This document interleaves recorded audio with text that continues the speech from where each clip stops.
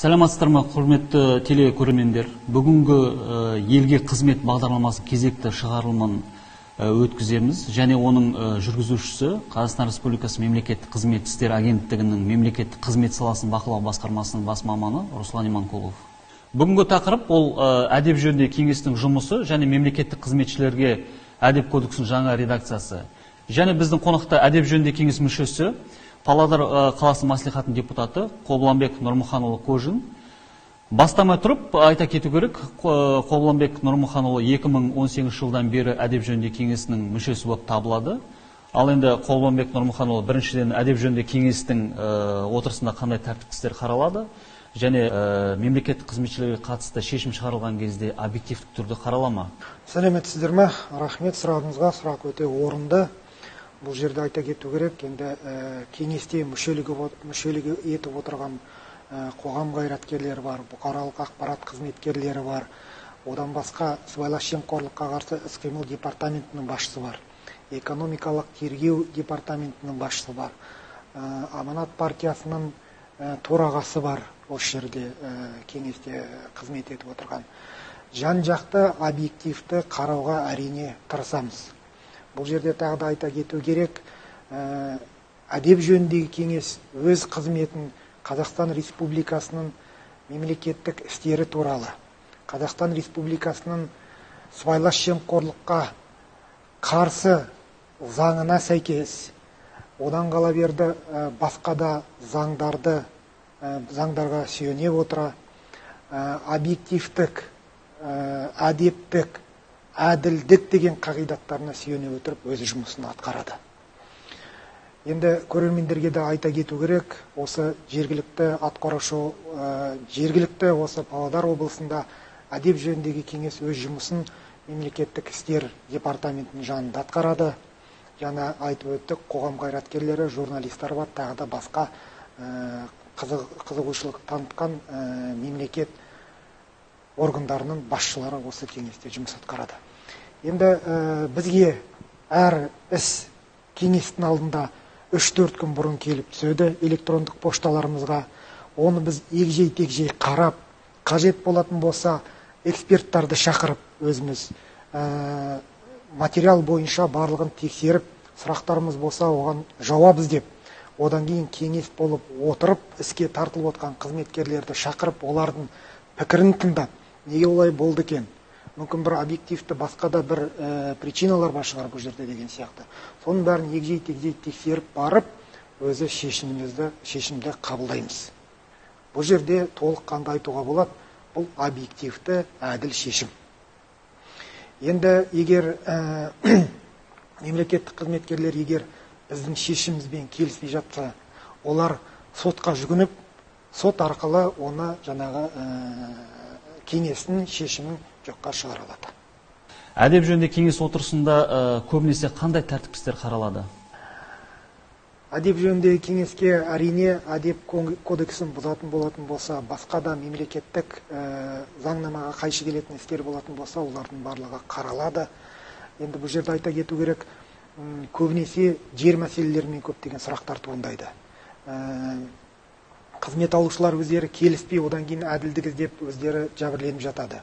Оның барлығына департамент қызметкерлері шығып, аудандарға барып, болмаса облысымыздың қалаларына барып, қаланың орталығында, осы облысымыздың орталығында әкімдіктерге барып, тексеріс ашып, одан кейін егжей-тегжей тексергеннен кейін барып, егер заң бұзушылық болғаны болатын болса, ол кеңеске шығарылып, біздің алдымызға келеді. Енді бұл жерге тағы бір айта кететін бір мәселе, мүмкін телекөрермендер ойлайтын шығар, әдеп жөніне келген іс міндетті түрде жазаланады деп мемлекеттік қызметкерлер. Жоқ, ол олай емес. Егер біз 2020 жылдың нәтижесін алатын болсақ, бірнеше іс қысқартылып тоқтатылды. Әрбір себептермен, енді мен жаңа айтып өттім, ол әділ кеңес болғаннан кейін, кеңес мүшелері әділдікпен қарағаннан кейін солай болып жатқан шығар. 2021 жылы тағы да бір объективтік түрде қаралғаннан кейін бір іс тағы да қысқартылды. Енді атап айтатын болсақ, Павлодар қалалық әкімдігіндегі жер қатынастары бөлімінің басшысының орынбасарының ісі қысқартылды.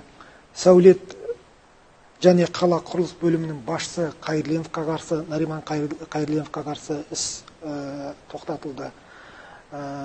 Егер шатаспасам, Аққулы ауданында Шақа ауданының әкіміне тағы да бір іс солай тоқтатылды. Енді бұл жерде айта кету керек, кеңеске кіргеннен кейін міндетті түрде ол жазаланып жазасын алады деген емес. Бұл жерде объективті қаралып, жаңағындай тоқтатылатын істер де бар деп айтқым келеді. Әрине, міндетті түрде бұл жерде мен тағы да қайталап айтайын, біздің мүддеміз мемлекеттік қызметкерлердің құқықтары бұзылмай, егер материалдағы жаңа істер дәлелденіп жатса, оған әрине оған баға беріледі. Әдеп жөнінде кеңес мүшесі ретінде сіздер қандай профилактикалық іс-шаралар жүргізесіздер? Әрине, әдеп жөнінде кеңестің мүшесі болғаннан кейін бізде бекітілген кесте бар, бір жылдық бекітілген кесте бар. Әр әдеп жөніндегі кеңес мүшелеріне бөлінген аудандар мен қалалар бар облысымыздың. Сол, мысалы, мен айтатын болсақ, Екібастұз қаласы мен Баянауыл ауданына мен жауаптымын. Осы әрине өкінішке орай ма, өткен 2 жылда о жерлерге біз бара алмасақ та, Zoom арқылы, Instagram, Facebook арқылы жұмыстар жүргізіп тұрдық. Енді биылдан бастап, енді барлық ашылып жатыр ғой. Өзіміз сол жерлерге барып, әкімдікке барып, алдын ала ол жаңағындай анонс беріледі. Осындай әдеп жөнінде кеңес мүшесі келеді. Сұрақтарыңыз болса, келіңіздер, сұрақтарыңызды қойыңыздар. Жан-жақты жаңағындай осы сұрақты мәселені талқылауға болады деген алдын ала жариялауды жасап, одан кейін барып, бұл жерде айта кету керек, тек қана мемлекеттік қызметкерлерге байланысты сұрақтар емес, көптеген басқа да сұрақтар туып жатады. Енді орталық мемлекеттік органдар шешетін сұрақтар болады. Заңға өзгерістер мен толықтырулар енгізгеннен кейін шешілетін сұрақтар болады. Олардың барлығын өзімізге жинап алып, әрмен қарай вертикалды ретінде әрмен қарай мәжіліс депутаттарына болсын, облыстық әкімшілікке болсын, сол жерлерге жіберіп, өзіміздің бақылауға аламыз. Бұл өткізген жұмыстардың барлығын келіп, департаментқа келіп, мемлекеттік істер департаментіне келіп, өзі есебімізді беріп, ол сол департамент қызметкерлері одан кейін оны өз бақылауларына алады. Қалай ойлайсыз, әдеп кодексінің енгізілуіне не себеп болды? Мемлекеттік қызметшілерге қойылатын талаптарға қатысты қандай өзгерістер бар? Бұл жерде мен ойлаймын, енді осы қаңтар айынан кейін біз жаңа Қазақстан құрғымыз келеді. Жаңа Қазақстанда өмір сүргіміз келеді. Жаңа Қазақстан деген ұғымға осы жақында ғана президент өзі түсіндіріп өтті. Ол не дегені? Жаңа Қазақстан деген ол жаңа Қазақстанда біз жаңаша өмір сүруіміз керек. Биік, деңгейлі бір сапалы өмір сүруіміз керек деген бір ұғымды береді. Сондықтан жаңа Қазақстан болғаннан әрине конъюнктура әр нәрседе өзгереді.